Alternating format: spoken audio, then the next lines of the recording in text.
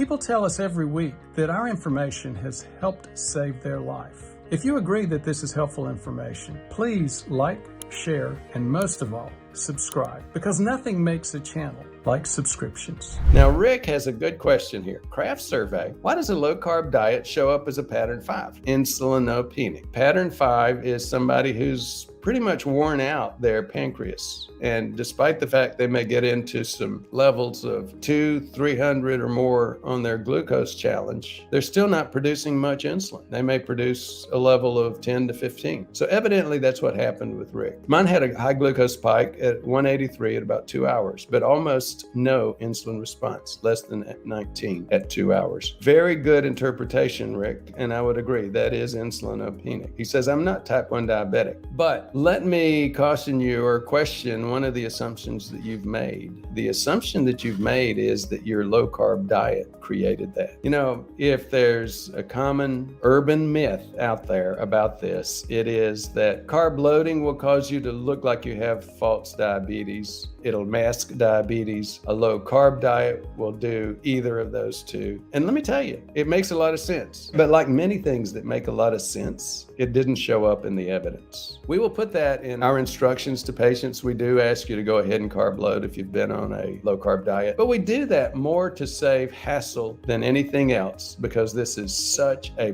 prevalent perception. We've presented this before, and I actually had a patient call me back and get very frustrated with me because he showed a diabetes reaction to his glucose challenge. And he said, he didn't call me adult, but he said, I wish you had told me about the low-carb diet, and that's what caused this, and therefore I don't have it. And I said, go back, look at the evidence. The evidence does not support the common perception that a low-carb diet is going to change your OGTT or insulin survey.